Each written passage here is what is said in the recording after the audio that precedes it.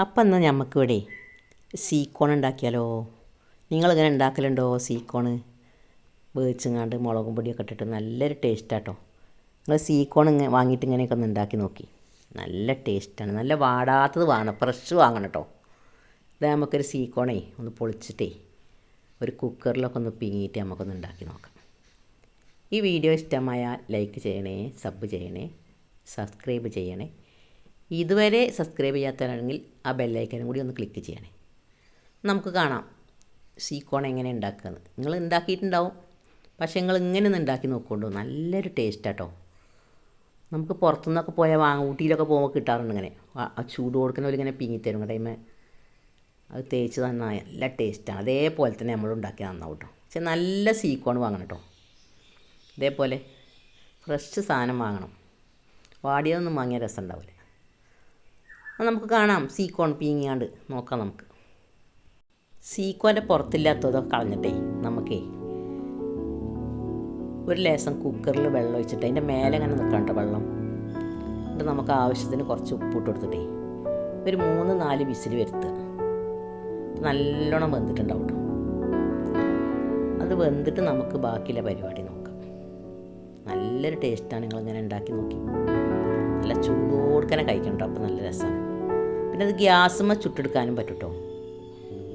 ഗ്യാസുമ്മ ചുട്ടുമ്പോൾ കുറച്ച് നമ്മൾ ഗ്യാസിൻ്റെ ഉള്ളിലൊക്കെ അത് റെഡി ആവില്ല ശരിക്കും നമ്മൾ ചുട്ടാൽ. ഇങ്ങനെയൊക്കെ ഉണ്ടാക്കി നോക്കി. ഒരു ലേശം മുളകും പൊടി, ഒരു ചെറുനാരങ്ങൻ്റെ നീരും ഉള്ളി ഉപ്പിട്ടിട്ടൊന്ന് കലക്കുക. എന്നിട്ട് ഇതിമ്മ പരട്ടിയിട്ടാണ് കഴിച്ചിട്ടുണ്ടല്ലോ.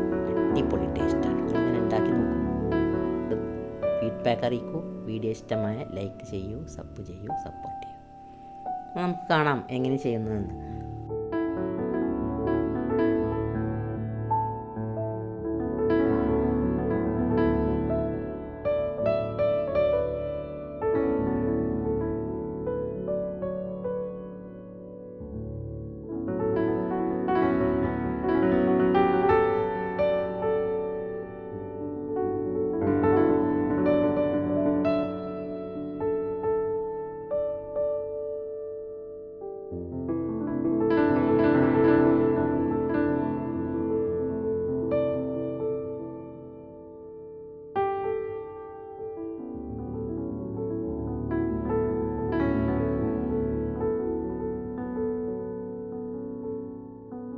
കേസ് ഈ മുളകും പൊടിയൊക്കെ പറ്റാത്തവർക്ക് കുട്ടികൾക്കൊക്കെ വെറുതെ കഴിക്കാനും നല്ലൊരു ടേസ്റ്റാണ്.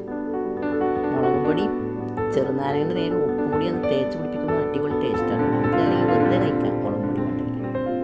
പക്ഷേ ചെറുനാരങ്ങ നീര് അത്യാവശ്യം പുളി വേണം കേട്ടോ. ചെറിയ ചെറുനാരങ്ങ ആണെങ്കിൽ 2 എടുത്തോളൂ നിങ്ങൾ. അപ്പോഴാണ് നല്ലൊരു ടേസ്റ്റ് ഉണ്ടാകുക. നമുക്ക് വീഡിയോയിലേക്ക് പോകാം.